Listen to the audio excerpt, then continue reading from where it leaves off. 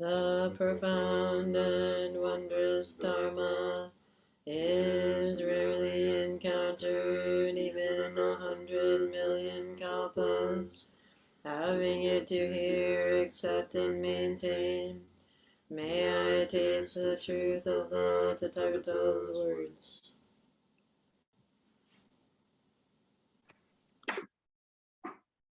Good morning, everyone. Meg, I saw Chad sitting up for Zazen. I was very impressed.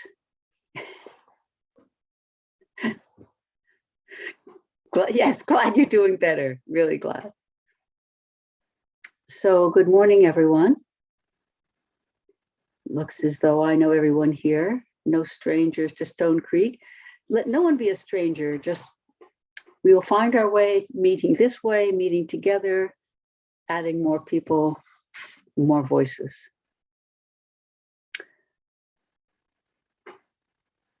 So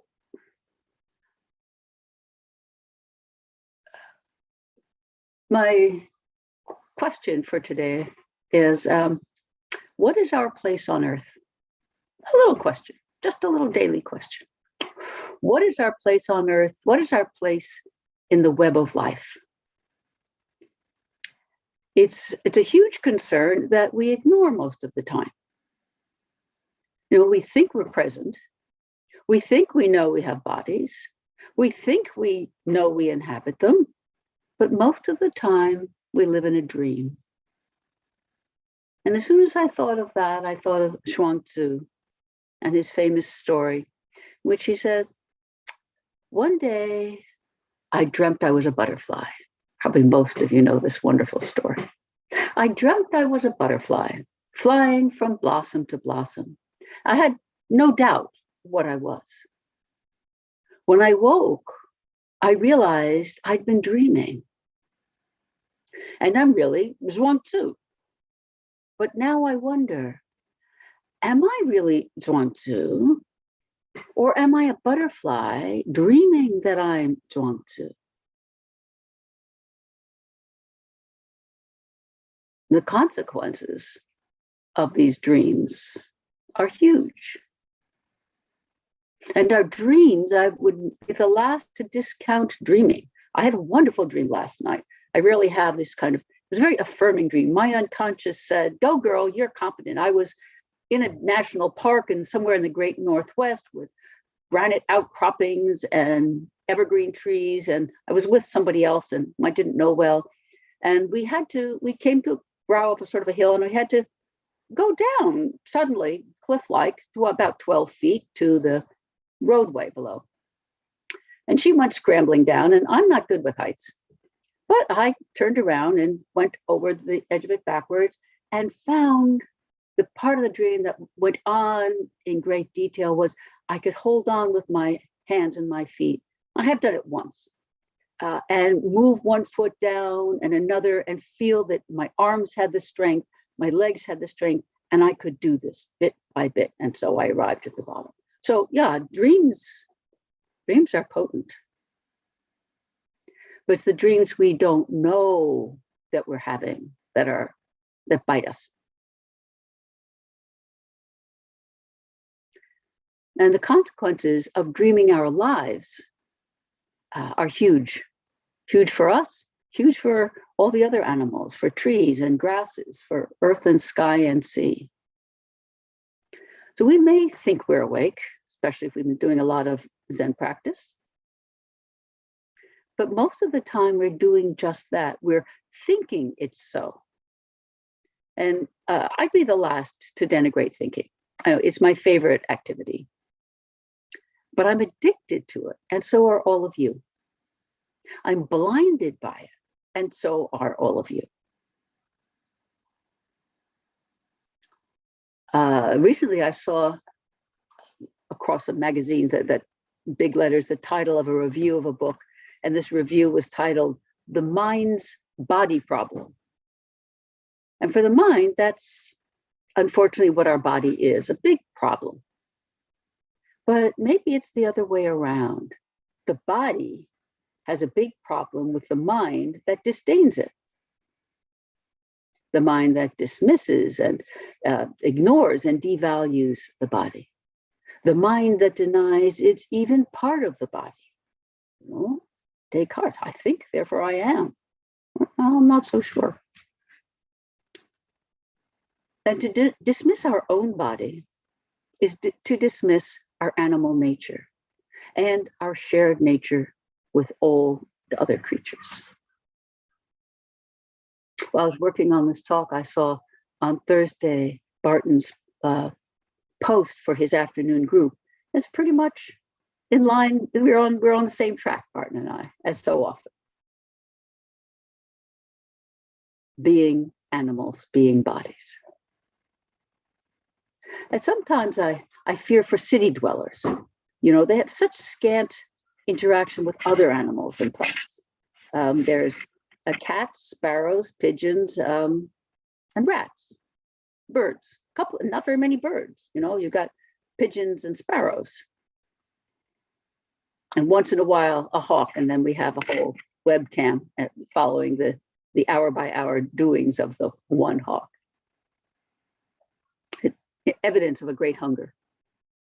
And then here where we are, in this sort of middle ground, this town, country, middle ground, we live among a lot of plants and animals. But we mostly only notice the large mammals, which we sort of relate to more, birds, and big trees, and maybe pests. And then in rural areas, they have farming and hunting and more non-human space, great skies, especially not in New England where you have hills and mountains all around, but in the middle of this country, the skies they make the California sky look small. It's huge sky.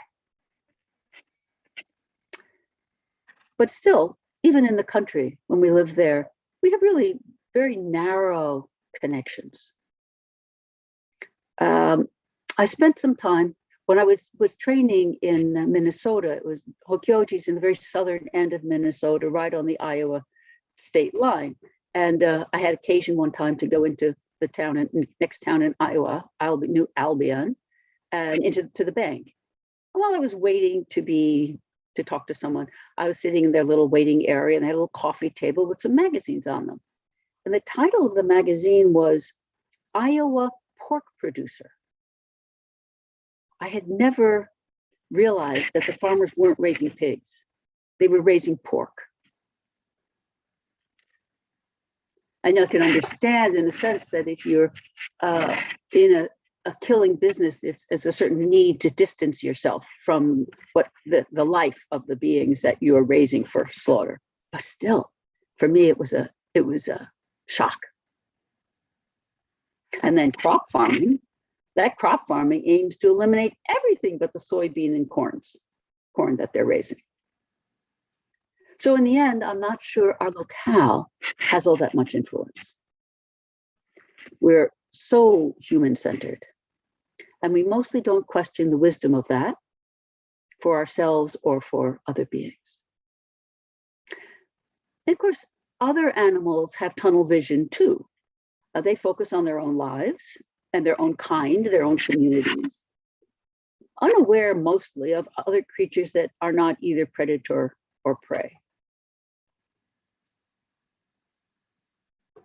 But their focus isn't as damaging as ours, and perhaps not as remediable or in need of remedy. So are we animals or not? Most of religion has been on a very serious campaign on that point about creating gods whom only humans can talk to and petition. And then the gods give us special status as their unique chosen ones. And they mostly give us permission to dominate other animals and also to not be animals ourselves, removing a certain ethical constraint.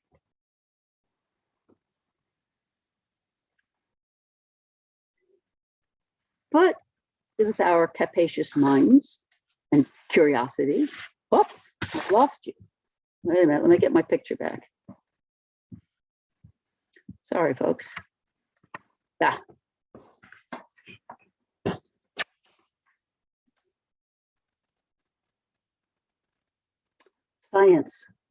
Science and psychology. From evolution to behavioral studies to DNA research, they all confirm over and over that we are animals. And we share over 97% of our working DNA with rats, and almost 99% with the great apes. So science points out our animal nature. But there's also a lot of science going the other way, distancing us from our animal body. The tech world, the internet, artificial intelligence, the immortality and cryogenetics and cloning. All of these focus on our uniqueness and on our mind. They all take us away from our physical living selves. And I think that may be part of what we love about the internet and its progeny. It's so humanly centered, especially virtual reality that really takes us far from our embodied self. But actually, of course, we already live in a virtual reality world much of the time.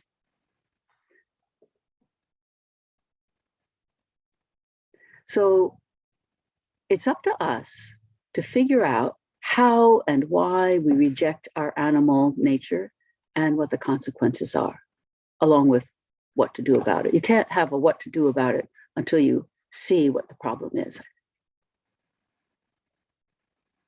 So I see three major areas of resistance we have to being animals. The one is our disdain for the body and its products, especially its effluences. Then there's our disdain for other animals. And then there's our fear of aging, illness, and death. Very much close to the heart of these issues of what we reject about being bodies. So we disdain the body and we're repulsed by many of its products. In fact, so we have, and then on the other side, we have an over concern with our appearance and our health. So we focus on narrow aspects of the body that really, in many ways, don't have much to do with being in a body. And we disdain our products, not only the fluids and solids we produce from our body, we disdain the emotions we produce from our body. They're so messy, all of those things. The body is messy by the mind standards. I think the mind is messy by the body standards too, though. So one is this disdain for the body and everything and its products. Another resistance is how we devalue and ignore other animals, reject completely kinship with the plant world. We see plants generally as inert, unsensing, lacking awareness and intelligence. But we share the planet with them, and we share half our DNA with trees and bananas. I looked that up. Every time I eat a banana, I'm eating a cousin. I don't usually think of it that way. And the third major area of resistance is this fear of old age, illness, and death. And out of that fear, denial. I think more than the messy products of our body as a source of denial of the body is our fear of old age, illness, and death. Now, I'm fairly comfortable with being fairly old, but I quail at getting still older. And all of this is grasping at chimeras and denying reality. And it gives this stance we take, even the stance that we pay the price of fear for the stance of a certain spurious comfort that we secretly know will vanish. That's where the fear comes up over and over. I think most of us, when we get sick, have a moment of saying, oh my God, am I dying? It's there. It's not very far from the surface. For people in a synagogue in the Fort Worth, Dallas area were taken hostage yesterday by a madman. And they all survived. He didn't, but they all survived. After 12 hours, they were rescued and he died. And I was thinking, what is it like for those 12 hours to think that your death is imminent? Got to be very, very hard. So this fear, this great fear of ours, is illustrated by our very core Buddhist story of our core myth of Shakyamuni's youthful encounter with the reality of life. Well, in the story, he grows up sheltered in a palace. And this is because at his birth, a seer comes and foretells that this child will grow to be either a world monarch or a world renouncing person, a world of great quality in either case. And so his father says, I don't want a world renouncer. I want my son to be a world monarch. So he protects him from the realities of life. That's the mise en scène for the central piece of that story, in which he goes out with his closest attendant, and in the world, in the road, in the town, sees an aged person creeping along on a crutch, sees someone deathly ill, and sees a corpse lying in the road. And he is shocked. He has not seen any of these things before. And we've all seen these things, but it's always been someone else, really, or it's in our past. We don't really see it very well. A little bit. So the contrast with Shakyamuni's life is Siddhartha's life at that point is so great that he decides to leave home and seek understanding and of suffering and freedom from suffering for all. It's a great foundational story, and that it's not all historical is really not so important. It doesn't destroy the power and importance of the truth that it holds.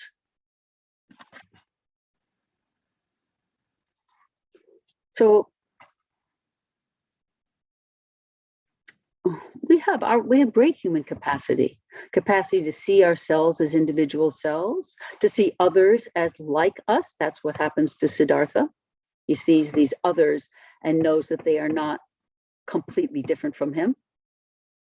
We can see ourselves located in time with a sense of past and future, and a sense of individual self present now. This capacity is great in so many ways, but this very same mind capacity with its sense of self here and past and future is the source of this tremendous fear of changes that we cannot evade. And so we split ourselves. We can't completely avoid this, so we split ourselves. First, we deny the body and the inescapable reality of death. And then second, we split the body itself. Not only first we split ourselves from reality, and then we split ourselves up, the body and the mind. It's fine to have a body. We enjoy the body that we adorn, with which we have sex and relish food. But we revile and disdain the body of pain, the body of difficult emotions, of aging, of falling apart, and of losing each other. This splitting does so much harm. It shatters reality into dissociated bits. And if you live in a world of dissociated bits, how can you not be somewhat dissociated? I think we ascribe dissociation psychologically to people we consider to have psychoses, but we all have this psychosis. We are all dissociating into bits of reality and bits of ourselves, and then frantically trying to knit together some of them, but not others. And the price we pay for this splitting is much higher than we recognize. It gives rise to all of our greed and clinging, because if we were integrated, there wouldn't be anything to be greedy for. And if we weren't afraid of losing things all the time, we wouldn't be clinging so much. Wouldn't have anything to need to cling to.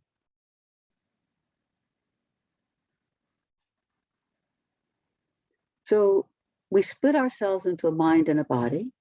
We split ourselves from each other, and we split ourselves from the rest of being. It takes a lot of our energy, I think, most of which we aren't really paying close attention to. We've learned to do this so well. It's a lot of our education into being a person. And Shakyamuni realized, that's when he becomes Shakyamuni, is when he realizes. He realized that they are core experiences of human suffering, all of these splits.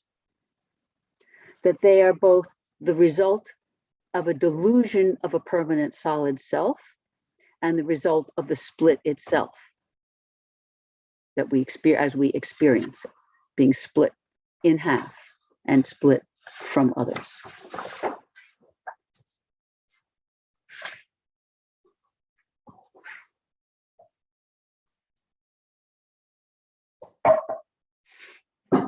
So what does it mean to embrace being animal, being a body, being perhaps ordinary?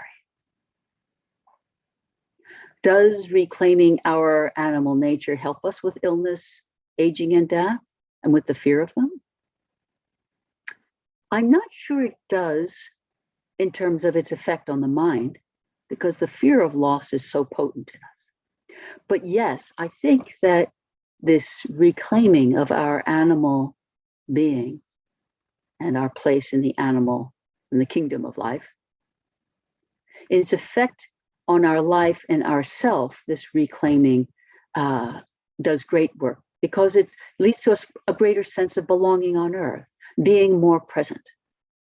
And the body is always present and the mind struggles to join us. And so in our Zazen, we don't just practice with our minds, like a balloon on a string and a little thumbtack holding it down to the cushion. We always think that's how we're practicing because we're so caught up in our minds. But Zazen is a body practice, the whole self practice. And we can only do that in fits and starts, as the mind keeps wanting to reclaim its ideas of dominance. But still, that is what we're doing. And, when you sort of stop saying, I'm not doing very good Zazen, it's not accomplishing very much. I don't feel I'm doing good Zazen, I'm just distracted. And you notice that often, even though your Zazen has felt to you distracted, that during and after it, or over time, something in you is shifting.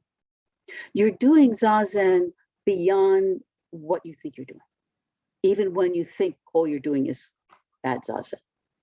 More is going on.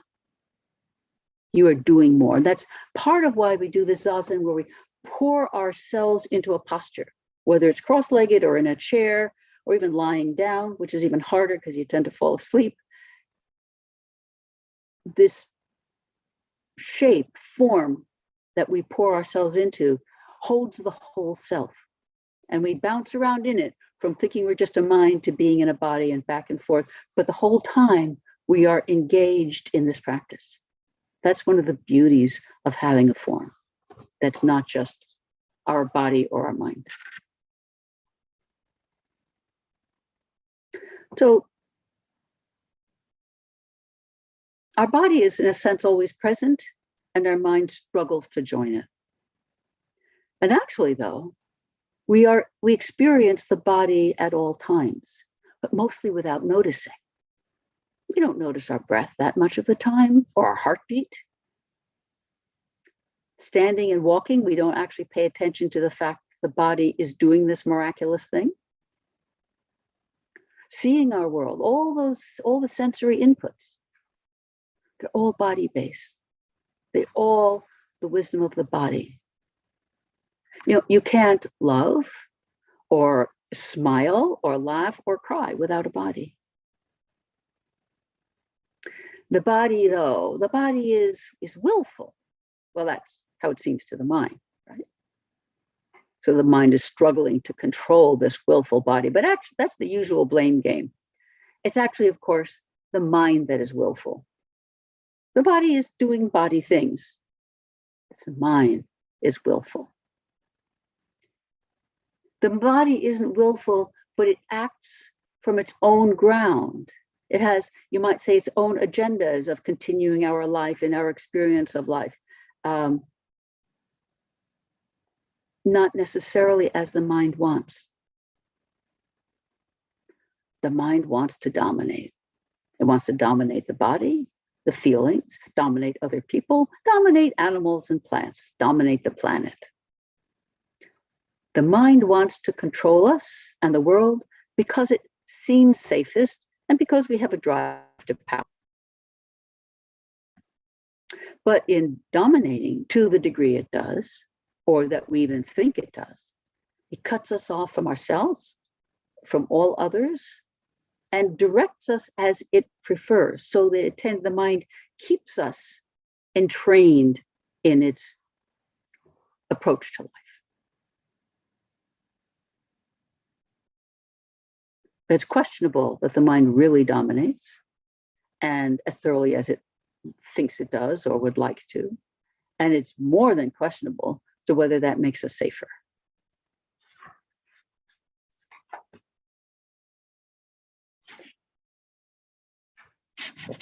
So, understanding ourselves as animals is essential to healing all these splits. It's essential to the reintegrating of ourselves and reintegrating of ourselves to the natural world of animals, plants, fungi, sky, clouds, and water and earth. There's so much to learn about ourselves from the point of view of their being our kin. And if we include other animals in our view of ourselves, couldn't we also go at least further in the direction of giving up our foolish and terribly harmful ideas about the separations within our human family? There's so much to recover, so much richness to recover about life here on earth. A rich life not demeaned by kinship with skunks and orcas and worms. A much expanded sense of self in place. And with that, I think we would feel less alienated, less alone, less defensive, because all of our defenses are postures of feeling beleaguered, cut off, and at risk of not having the dominance we think we need.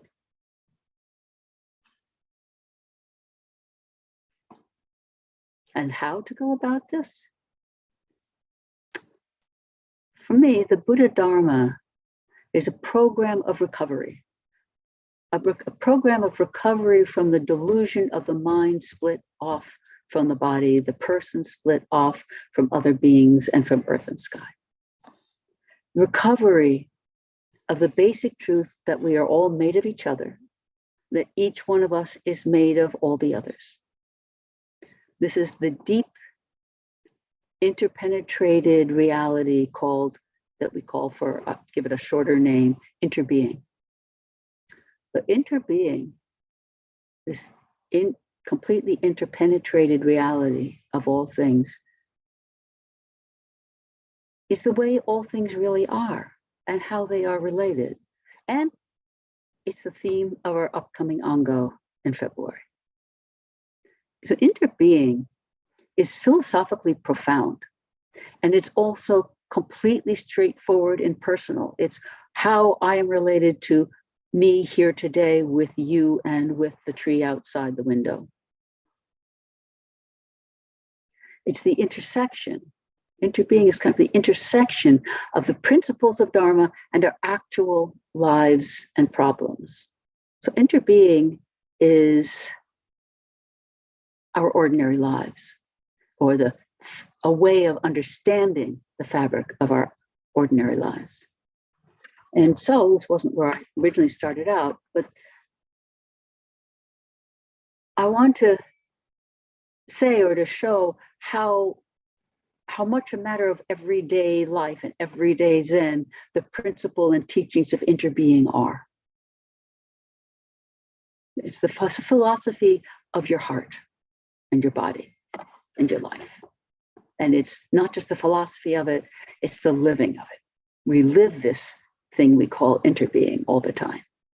And so I recommend this Ango because that's a time of coming together and sifting through, how am I participating in this? What does it mean to me and in my life? And what impact does it have on my life? So in a sense, I've sort of presented the problem for half an hour now. And the next step, the meeting that problem, is what we do in Ango with this topic that's coming up of interbeing that our dear Cindy has pointed us to, essentially chosen for us. So thank you all very much.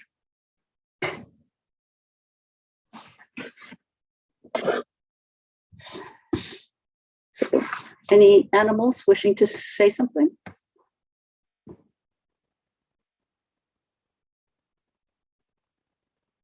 Although we look like talking heads in these funny little pixels, but they're animal heads.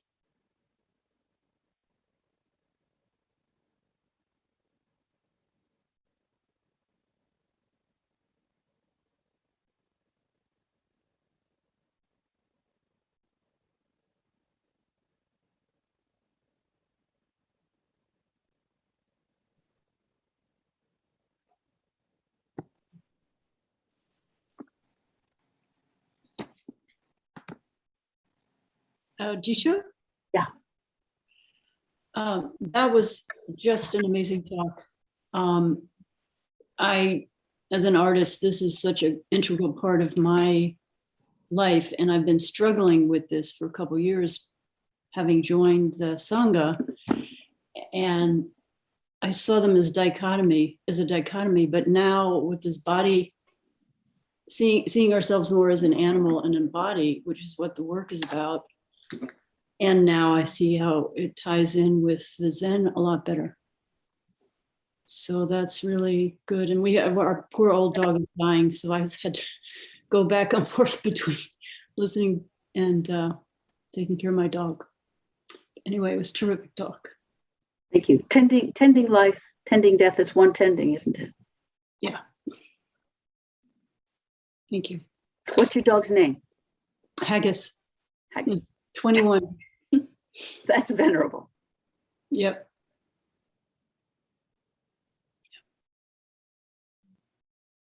Jisho, David here. Hi, David. Thank you so much. That was a great talk. I just finished reading Braiding Sweetgrass. And so there's a lot of reference to this as that we share this planet with lots of other beings and our interconnectedness, etc. So I really, that wove together, those sweet grasses wove together nicely. Thank you. I think that's a book we should put on our reading list. We usually have a sort of a central text for the Ango and other readings that might be relevant. I think Braiding Sweetgrass it's a great book. Thank you for bringing that up. Sure. And I have to relate a funny story. I don't know how this connects, but it flashed in my head. I used to do triathlons and did a lot of training. And one of the things I would do is go for a bike ride. And I saw a friend on his bike when I was out on my bike ride. And then I came home and got off my bike and then I went for a run because you got to train your body to do all these things. And he saw me running after he'd seen me on my bicycle. And he said, "David Henry, you're an animal." I didn't know he was You didn't know what a compliment that was. I didn't know. I mean, I did consider it a compliment, but not in the same way. So anyway, thank you so much. It was great.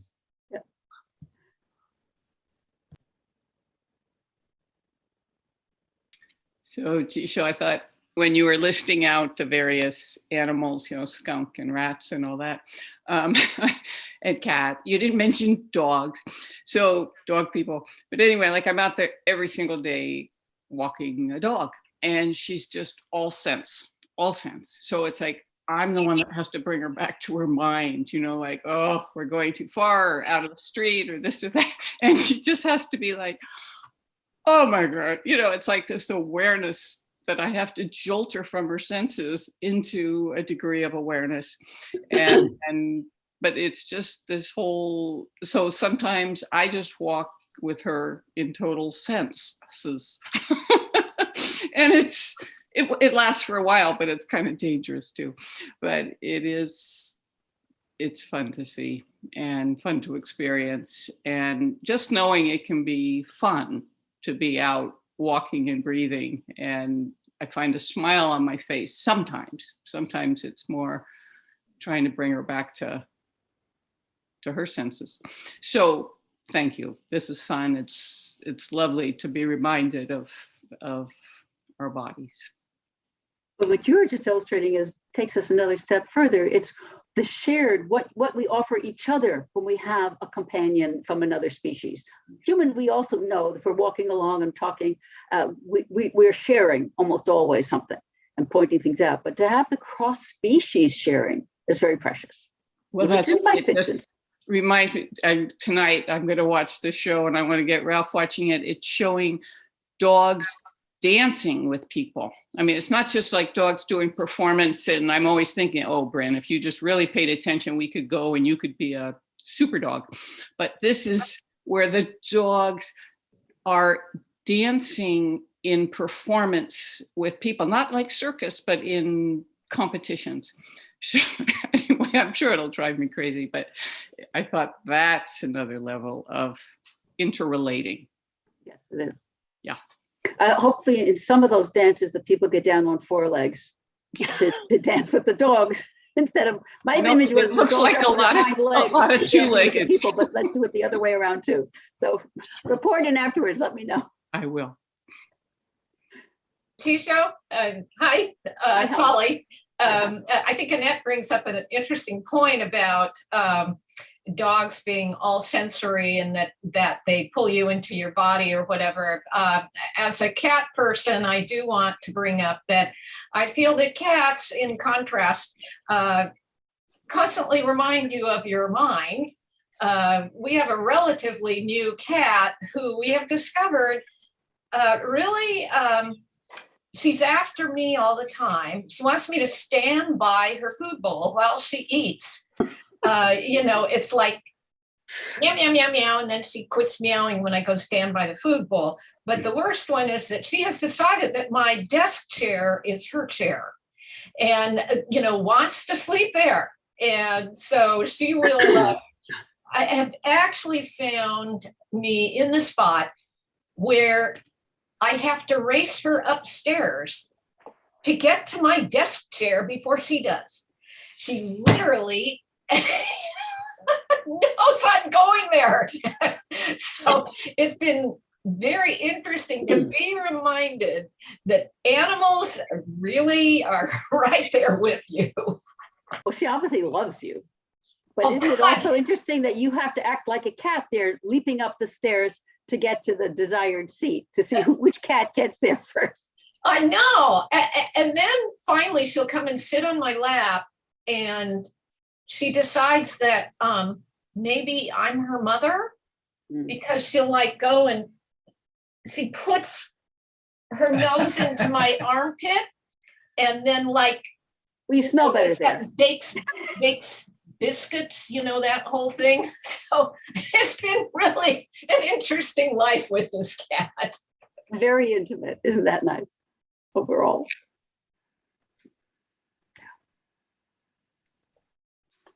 Jisho, thank you for a wonderful talk. Last night, David and I watched a National Geographic episode, which I highly recommend. And all of the episodes are remarkable, but this one was about swarming, the mind of the swarm. And it was talking, the episode featured wildebeest and bees and slime mold and starlings, and talking about these remarkable behaviors. And it feels like the animal self, I mean, it goes beyond even what we're talking about today in terms of like the conclusion of swarm mind, this kind of, it was a remarkable photography and a short discussion of it, but was it, it's even beyond one organism, that this is in like where thousands or millions even of organisms combine and become one organism, to the point like the slime molds, these microscopic beings, when the food runs out, all these disparate little, specks combine to form one, millions and millions of them stream together and form one organism that then goes in search of food. And that some of the organisms die, they become this sort of stem that supports this bulb of slime mold cells that then when food is discovered will attach and form and eat. So the stem cells are dying to support anyway, it just blew my mind. The whole aspect of, millions of organisms combining to form basically one organism. There's no explanation for it, like how these thousands and thousands and thousands of bees on a hive know to flap all at the same time. Right, and how do they know to sometimes be a swarm and other times not? Maybe Exactly. Sangha is a small swarm. Exactly. And a reference, it showed at the end, it showed pictures of like the Hajj and huge pilgrimages and soccer games where, there's millions of people packed in and talking about us as a swarm. Mm-hmm. But kind of that we don't know really how to do it. People get trampled and whatnot. But anyway, it was a very, when you talk about the mind and the body and intelligence and animalism, I really recommend that. And another one is Blue Mind, of the mind on water. And I mean, even going beyond what you're talking about, plants and animals, to elements, about how the mind and water connect and the science and the emotion of it. So anyway, thank you. Very provocative and wonderful talk. Was that episode called Swarm? I think it was called Swarm, The Mind of the Swarm, but it's the National Geographic series, and it's Write that down. totally worth it.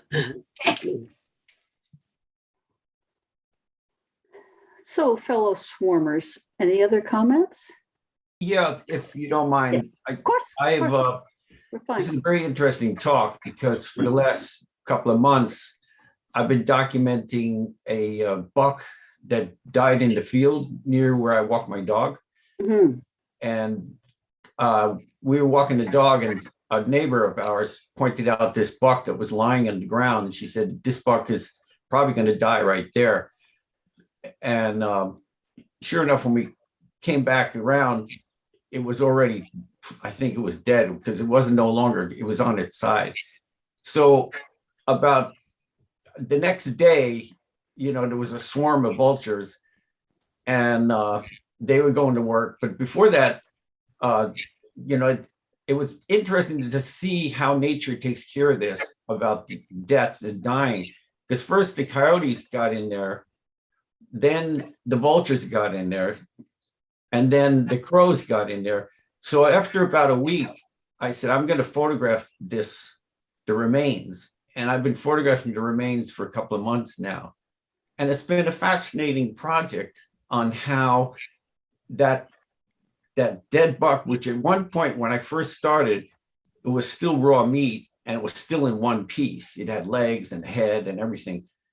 And now it's several months later, and it's just remarkable. But I've been documenting it and seeing reality of how nature, how that works, and how all these animals come together and they feed off this thing, and watching it disappear and watching the grass grow around it and watching how it getting taken apart. First the legs were removed, and I got pictures of pieces of the legs all around, and then the head disappeared. And, it's just nature is making this thing part of the environment. It's slowly just disappearing, and it's been fascinating. And your talk just really reminded me of that whole thing about what happens with and how this animal died, but it fed these other animals. And so anyway, I'm going to continue this project for at least a year. Every couple of weeks, because I walk down that trail every day. And every couple of weeks, I go out in the field. I know exactly where it is. And I photograph it with my phone. And I do that. And I just have been doing that for a while now. So this talk was really wonderful. I appreciate it. Thank you, Jisho. Someday I'd love to see a few of those, of the progressive stages of your photo essay. Oh, no problem. I could just attach it to an email and send it to you today. It's fascinating, really. I'd like to see that too, John. Sure. Me too. Well, okay. I figure out how we could post this.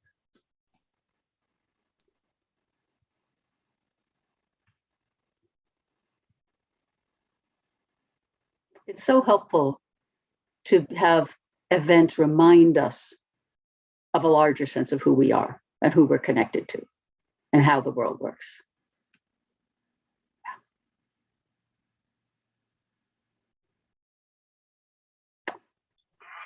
The endless capacity of the natural world to blow the mind is a great benefit for us. Yes, it is.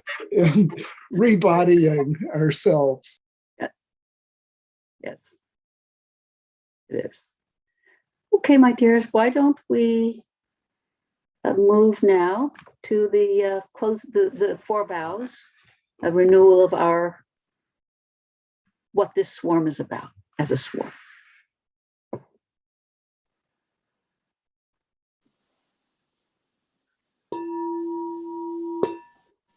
Four great bodhisattva vows,